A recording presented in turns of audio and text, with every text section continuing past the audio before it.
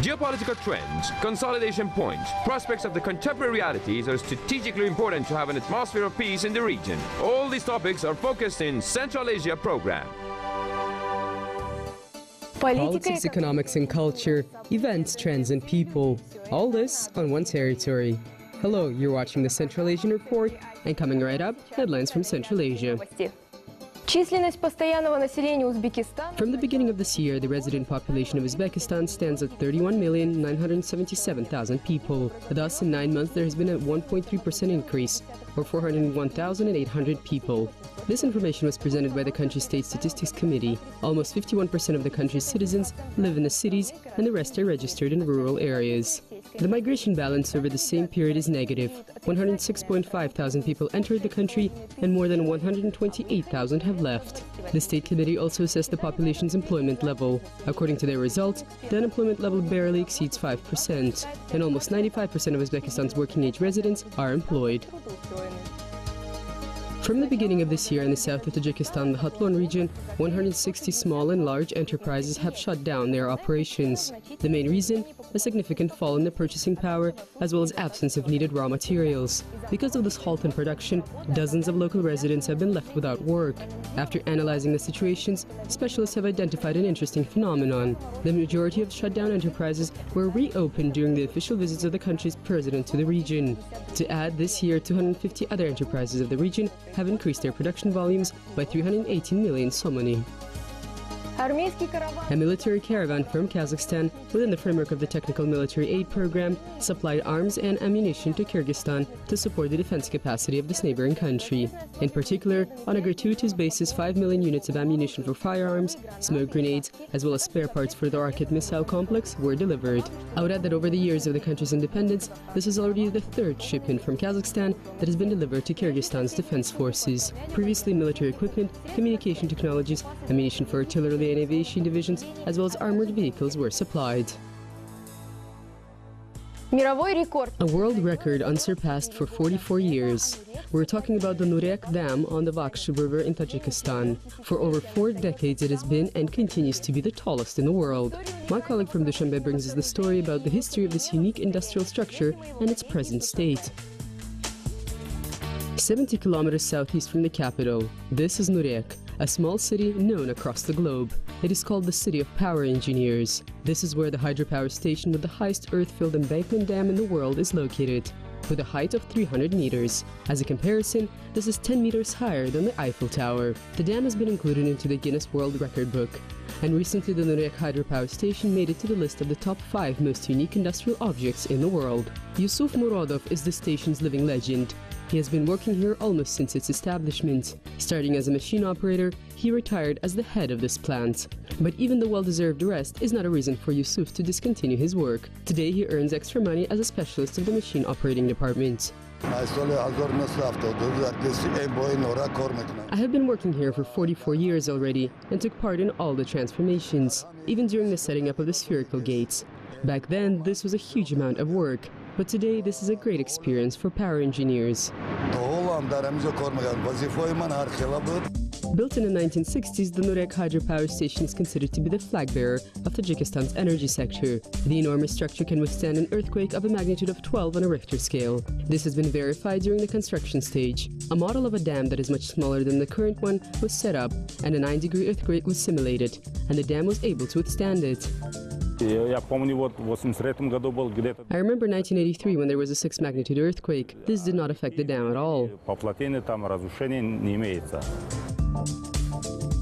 Aside from the tall dam, the hydroelectric station has quite an impressive water reservoir with a length of 70 kilometers. The volume of the water reservoir is more than 10 billion cubic meters, but only half of it can be used for the generation of electric power.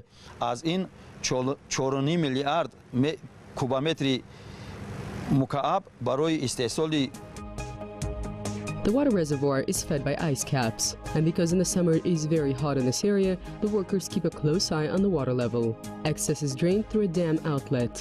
It can be called a sort of a tourist site for foreign guests and a natural air conditioner for the local residents.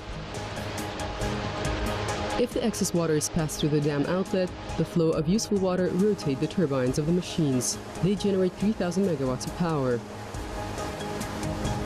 There are legends about how the power station was built. Rasul Sangov tells that when the first transformer was delivered here, weighing 300 tons, railway bridges were rebuilt along the way, and high mountain highways was built. Rasul Sangov tells that when the first transformer was delivered here, weighing 300 tons, railway bridges were rebuilt along the way, and a high mountain highway was built as well. He heard about this from the elders. Rasul himself has been working at the power station a little over 20 years.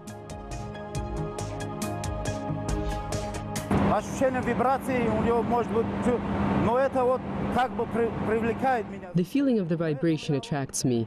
I cannot do without the vibrations, the machine department, and the sound.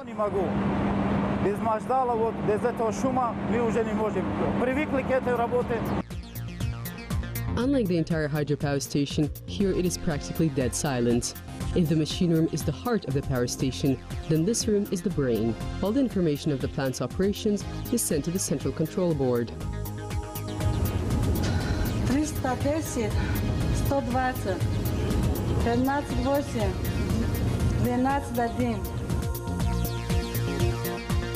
Here the technical equipment is constantly monitored and the machine power is changed. We keep up the frequency at the level of 50. Today, the Nurek power station provides electric power to 70% of Tajikistan. In addition, a share of the generated energy here is exported to Afghanistan and Kyrgyzstan. Thanks to the station's operations, lands are irrigated, which for centuries were considered to be dry. In order for this unique structure to continue working at full capacity, talks are being conducted now about reconstruction and modernization of the station, as well as a search for new investors. Armed but not dangerous. In Kazakhstan, the manufacturing of military simulators is back up and running and is now being used in the arsenal of different countries. Our correspondent visited a number of such military training sites and can now confirm that the national producer hit bullseye with their machines.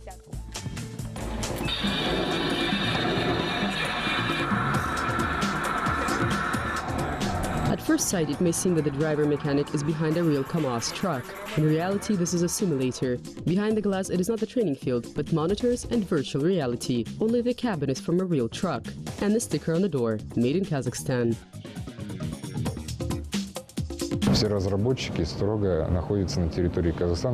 All the developers are located on the territory of Kazakhstan and are Kazakhstan citizens. And regarding the visuals, the driver behind the simulator sees the landscapes of the cities of Almaty, Astana, Atarau and Shymkent.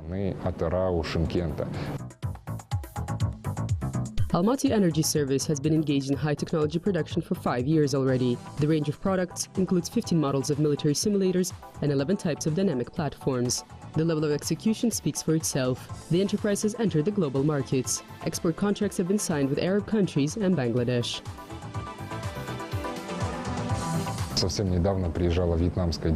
Just recently, a delegation from Vietnam visited, which was very impressed in the procurement of the T-55 tank, driver mechanic, with a military section. We have signed the shipment memorandum and right now are launching the production of the T-55 tank.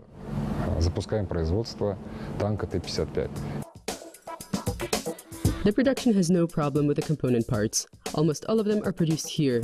Innovations help. All the plastic elements and prototypes of metal parts are printed on 3D printers. This considerably decreases the production time of the simulators.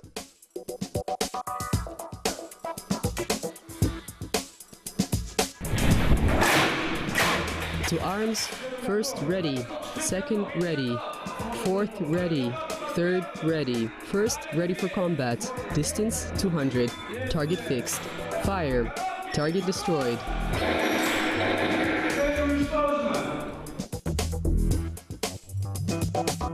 Students of the military division spend half of their time on the simulators. They perform all the necessary operations, getting the machines into combat mode, evaluating the situation, and preparing for fire. Such active practical training allows to decrease the period of the preparation of specialists to a couple of months. Практически 200-300 учебных пусков, проведенных на нашем тренажере. The practically 200 to 300 learning sessions conducted on our simulators allow the AA sniper with a high probability to hit the air targets from the first go on the real military equipment. С первого пуска поражать воздушные цели настоящим боевым комплексом. The use of simulators, according to military specialists, is all about efficient use of resources. It is cost efficient and time efficient. Just the road itself from the polygon to the shooting grounds takes at least 4 hours. During that time, an entire division will be able to get a shot at using the virtual arms. What's more, with minimal financial expenses, because the ammunition for the rocket complexes cost as much as a business-class car. Лично мне понравилось больше водить. I personally love to drive more. Since childhood I've been interested in cars. I know a lot about how they function. Полностью я сам разбираюсь в машинах. Right now, the main clients of the enterprise are the Defense Ministry and military schools. The plans include to establish production of simulators for more peaceful purposes. They can be used to train drivers of ambulances, fire trucks, and buses. Marking the territory, to the envy of other cities and neighboring towns, the South Kazakhstan region got its own brand and a couple of trademark logos. Who is behind this, and why is this so important for the development of our region? Our correspondent found out and will now bring us the story. This is the map of South Kazakhstan region. Here we have marked very interesting places: historical, cultural, and ethnic.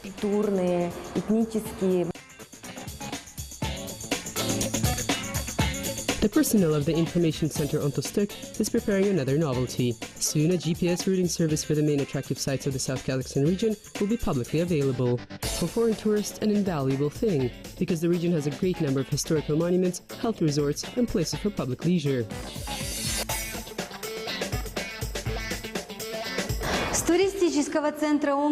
All the travels across the South Kazakhstan region commence in Tostuk, at least for tourists from abroad. Local specialists help choose the route that fits the budget and navigate through the local infrastructure. The cost of available tours can vary from 5,000 to 1 million tenge.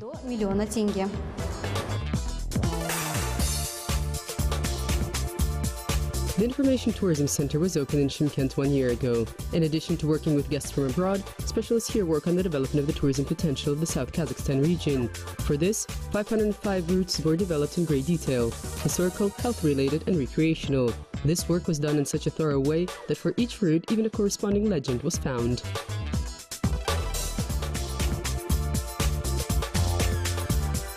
Any touristic region should have a recognizable visual trademark, or in other words, a logo. The South Kazakhstan region now has it as well. Kazakhstan's famous artist Serek Boksikov was engaged in the creation of the brand look. For the region, he used the logo ON. From Kazakh language, it translates as right or correct. Белое пространство с его там оттенками серого и черное лого, черное размашистое. The white space with shades of gray, the black sweeping writing remind us of the history. We're taking advantage of the touristic and historical sites of the region, like the Hoja Ahmed Yasawi Mausoleum and other cultural and historical monuments. Области, да, то есть это Ходжа Ахмед Ясави, это все вот эти вот культурные исторические достопримечательности. Aside from the specific style of writing, the logo has an easily recognizable brickwork from the famous mausoleum. These prints decorate not just the interior of the information center, but also the souvenir items. Ни одна дестинация не может себя позиционировать без соответствующего бренда. No destination can market itself without a brand. We will not be recognizable until we push our brand to the forefront, to other regions, and onto the international market. Отражение региона на международный рынок. By the way, aside from the logo for the tourism cluster, Serek Boksikov also developed logos for other priority sectors of the region: agricultural, innovation, and investment. For each one of them, a unique visual image was chosen, and according to specialists, they're already working.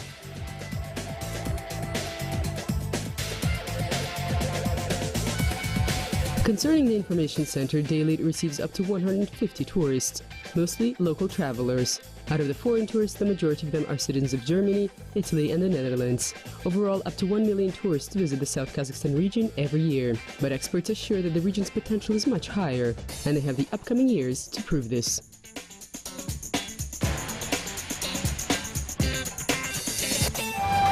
На этом все. Вы смотрели. You are watching the Central Asia Report. Until next time on Kazakh TV.